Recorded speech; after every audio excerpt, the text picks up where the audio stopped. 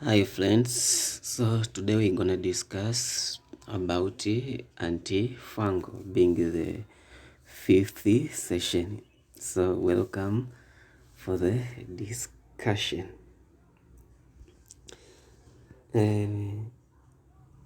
Our discussion will cover about the definition of antifungal, classification of commonly used antifungal, and the pharmacodynamics of antifungal. Pharmacodynamics means now the mechanism of action of these drugs. So, by definition, antifungal are drugs that are used to kill fungi or inhibit fungal replication or fungal growth. They are drugs that are used for treatment of fungal infection, or sometimes known as mycosis. Kwa hiyo hizi ni dawa ambazo zinatibu maambukizi ya fungus. Ndio zinaitwa nini? Antifungal drug. So antifungal agent are either fungicide or fungistatic. So kuna zile ambazo are used to kill the fungi, zinaua, ndio zinaitwa fungicide, lakini kuna fungistatic zinazuia fungal growth or fungal replication. So fungal infections are divided into two quite different conditions depending on the location of the infection.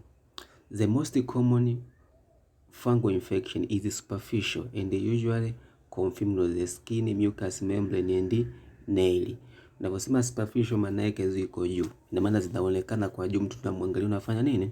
Unajua ana fungal infection. Kwa mfano, ana infection kwenye ngozi, kwenye skin, inaweza ikawa ni mucous membrane, lakini pia kwenye kucha. So the antifungal agent are classified as a systemic drug for superficial fungal infection. Kuna dawa ambazo zinatumika kutibu superficial fungal infection ambazo zinatumika kutibu nini? Systemic drug for subcutaneous and systemic mycotic infection. Kwa kuna ambazo zinatibu nje ile, yani mtu ana superficial, lakini kuna ile ambayo inakuwa na systemic, ipo kwenye wale fungus wako kwenye circulation. Sasa ngoja tujaribu tu kuona baadhi ya fungal infection ambazo zina affect the skin. Fungal infection to the skin inaitwa dermatophytosis. Hii ndo fungal infection to the skin. Kwa sasa kuna infection, kuna tinea corporis is a superficial fungal infection commonly on the arms and leg but may occur on any part of the body. Kwa hiyo tinea corporis zina affect arms and legs. Lakini tuna tinea capitis is a superficial fungal infection on the scalp. It is quite common in children. On the scalp maana yake ni kwenye kichwa, yale mabibalango ya kwenye kichwa unakuta sana sana nakuwa kwenye watoto, kwa sababu hao wanakuwa kwenye mchanga mara nyingi. Kwa hiyo watoto wanapochezea mchanga na nini, wakifika kichwani ndio wanasababisha yale mavibalango. Lakini tuna pityriasis vesicalis is a common fungal infection caused by yeast. Commonly occur in the chest, back, arms and occasionally neck and face. Sasa hawa ndo common ambao watu wengi wanakuwa nao. Anakuwa wale maambukizi ya mba, siji kwenye kifua, kwenye shingo, yani unakuta yametapakaa sehemu nyingi za mwili. Lakini pia tuna tinea pedis or athlete's foot is a commonly fungal infection of the toe and is often the source of infection at other sites. Mtu anakuwa nazo kwenye vidole huku. Unakuta vidole vinakuwa vinawasha kwa ndani. Hiyo ndo anaitwa tinea pedis. Sasa antifungal target sites.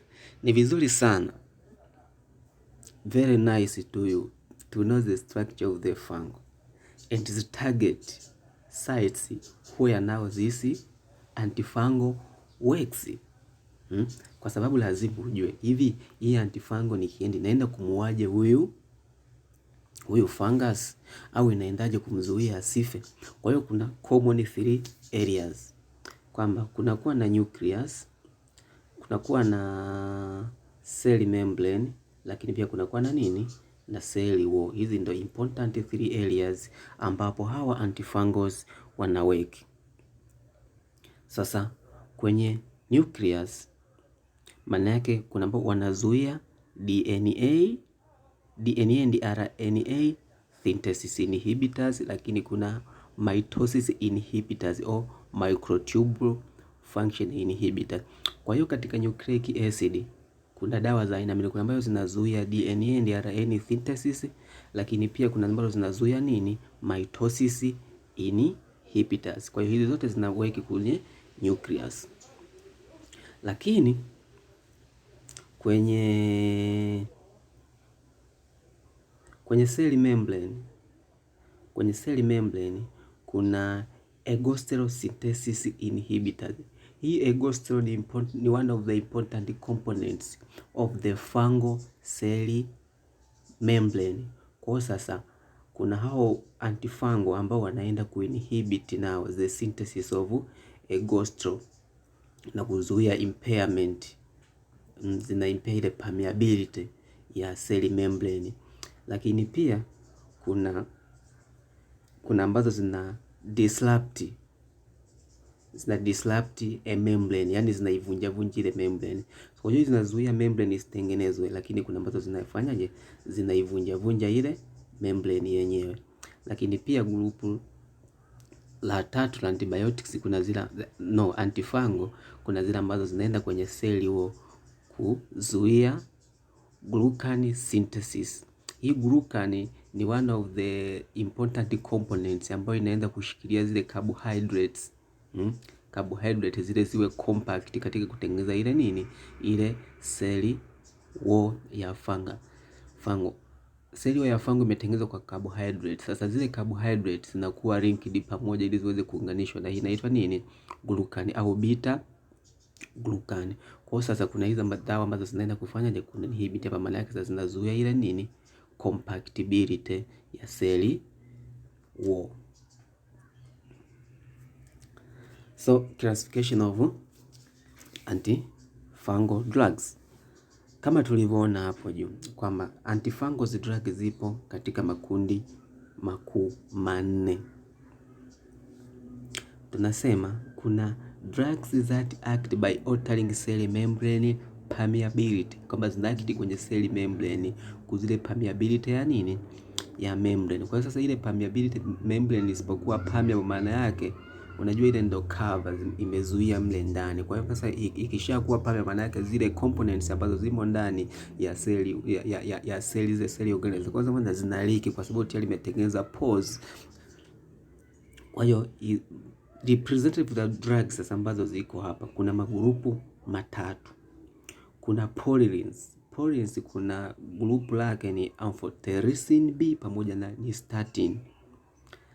Lakini kuna grupu lingine ambalo lina impair cell membrane permeability ni azoles. Azoles zimegawanyika katika makundi mawili, kuna imidazoles ambapo representative drugs za kwanza tuna ketoconazole, miconazole pamoja na clotrimazole. Lakini pia tuna trimazoles ambazo tuna fluconazole and itraconazole. Lakini grupu la tatu la drugs ambazo zina alter cell membrane permeability of the fungi ni alamine, ambapo mfano wake ni terbinafine. Kwa hiyo terbinafine, fluconazole, itraconazole, ketoconazole, miconazole, clotrimazole, amphotericin pamoja na nystatin ni drugs ambazo zina impair the cell membrane permeability. Alafu kuna drugs that block DNA, sawa, DNA synthesis, mfano wake ni flucytosine. Alafu kuna drugs that disrupt microtubule function and inhibit mitosis. Kuna ambazo zina inhibit mitosis. kwa kudisrupt microtubule, kwa sababu microtubule hizo zinasaidia katika mitosis iweze kutokea. Mfano wa dawa ni glycofulvin. Lakini pia kuna group la drug ambalo lina impair the cell wall of the fungus ambazo ni beta glucan inhibitor, ambapo mfano wake ni echinocardins au fungus. Kwa hiyo kutoka hapa kwenye huu mchoro nikuja kwamba kwenye hizi cell membrane inhibitors tutakuta hizi azoles zote, sijui ketoconazole, fluconazole, itraconazole, miconazole, clotrimazole, itraconazole zote ziko hapa. Lakini tuna alanine ambapo tuna terbinafine ndio ni represent hapa.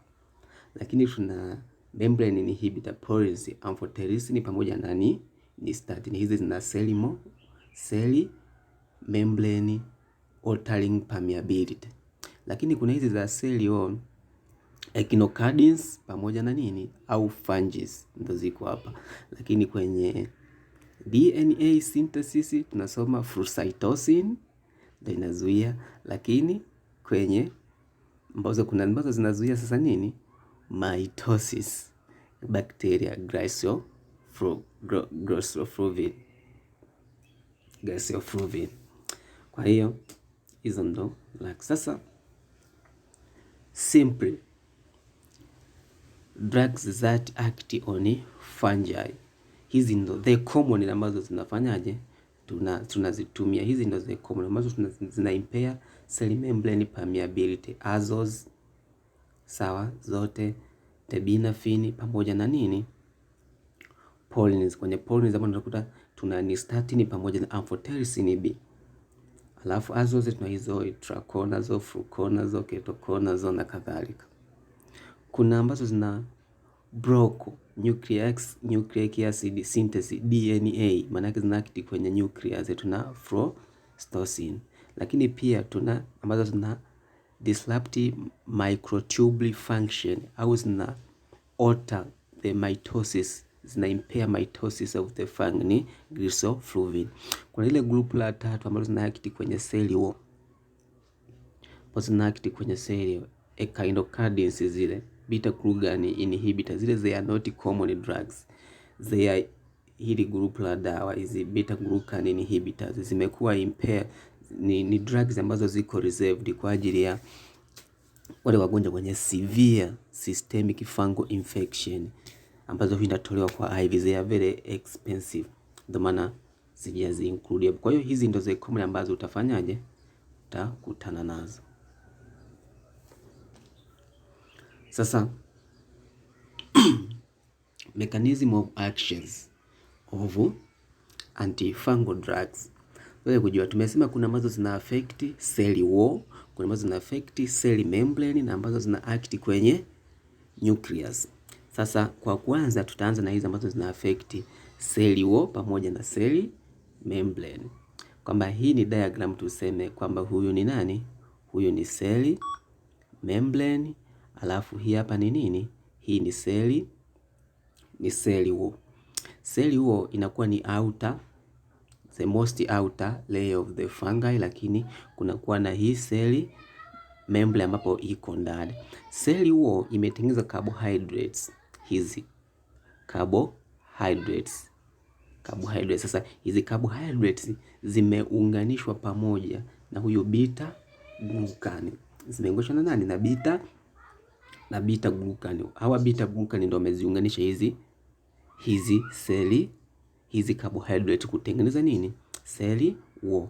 Lakini cell membrane ya fungus ina layer mbili.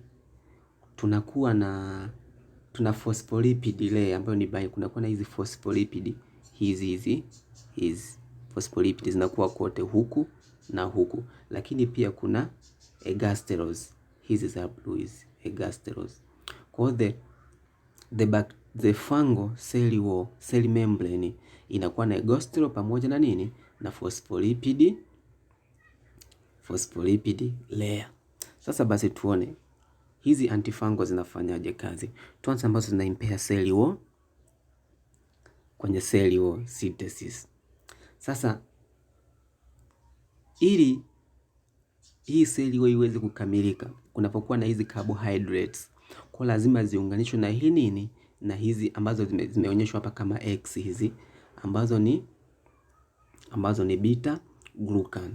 Sasa hizi beta glucan, sawa, hizi beta glucan, ili hii beta glucan itengenezwe, inatengenezwa na in the presence of enzyme ambayo inaitwa beta 1,3 glucosynthase.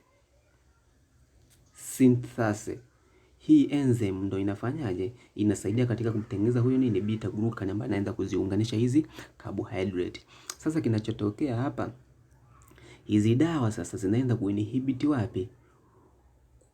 Kumunhibit huyu enzymes. Kwa hiyo zina block the enzyme from synthesizing beta glucan. Kwa hiyo sasa beta glucan ikishakosekana, maana yake haziwezi kualign sasa pamoja hizi carbohydrate. Maana yake ile cell wall ya huyu bacteria itakuwa imefanyaje?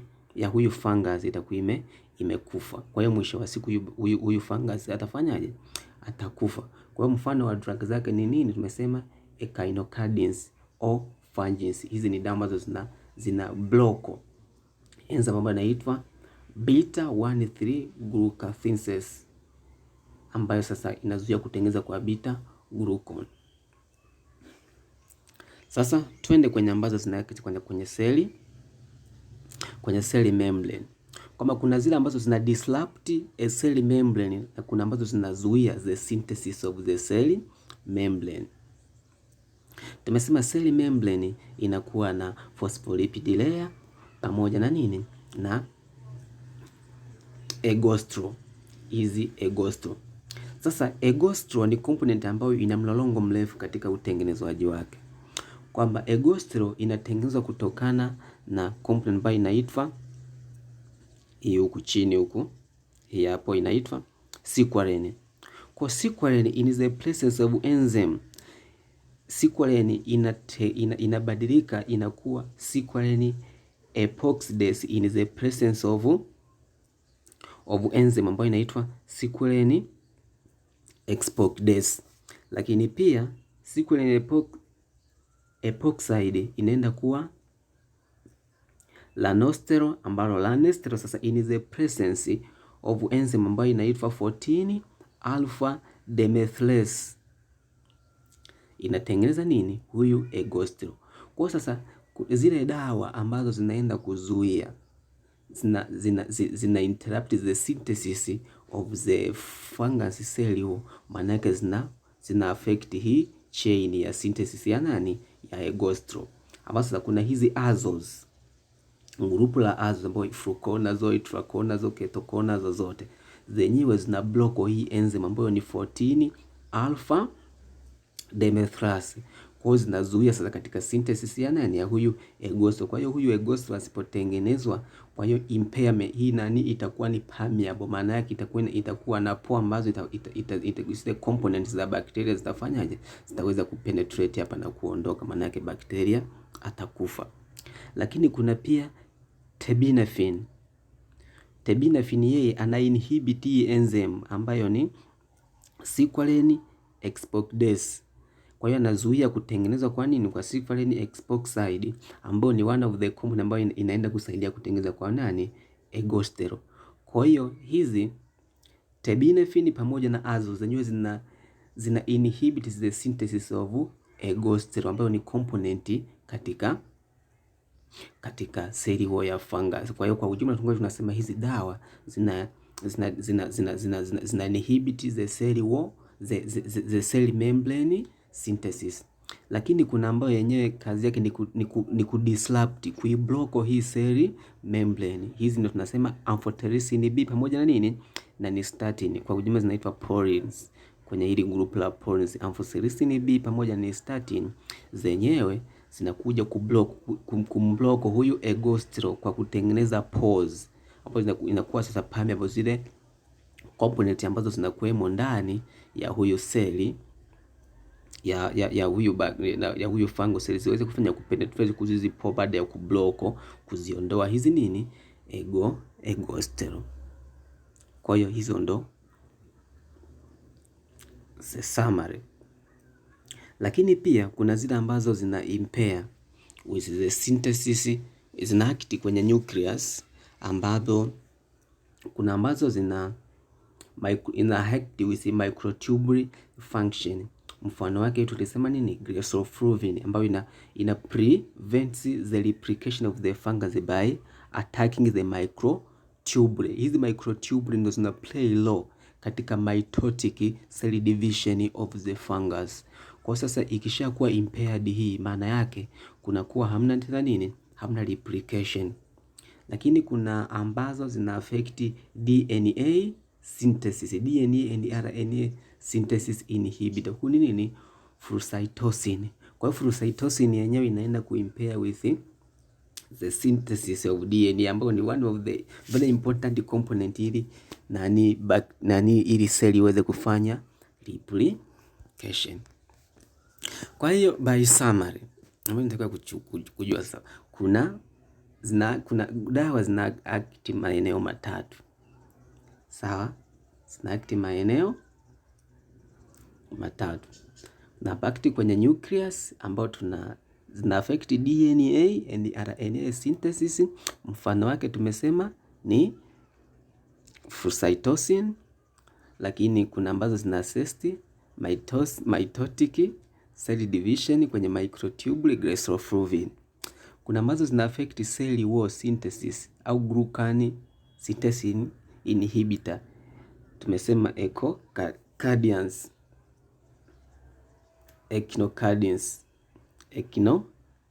hapa. Lakini kuna kwenye cell membrane, kuna ambazo zina egostosine synthesis inhibitor, azo zote pamoja, amphotericin pamoja na statin. Lakini pia kuna ambazo zina hapa synthesis ya kuna azos pamoja na terbinafine ndo ziko hapa. Lakini kwenye membrane disruptors ndo kuna amphotericin B pamoja na statin. Kwa hiyo thank you, that is the end. Na nadhani hii ndo itakuwa session ya mwisho, kwa sababu tumesikia leo vyuo vitafunguliwa tarehe 1. Kwa hiyo sitaongeza tena session nyingine, tutaendelea tu kudiscuss hizi session ambazo tayari tutasoma. Kwa hiyo kwa ujumla zaidi, ukitaka kujua, tembelea sasa hizi dawa moja moja uweze kuijua, glycofulvin, side effect zake, si ndivyo, na contraindication zake uweze kufanyaje kujua, lauda furucytosin uweze kujua, yani hizi dawa amphotericin ni statin, then dawa moja moja ufanyaje uweze kuisoma. Asanteni.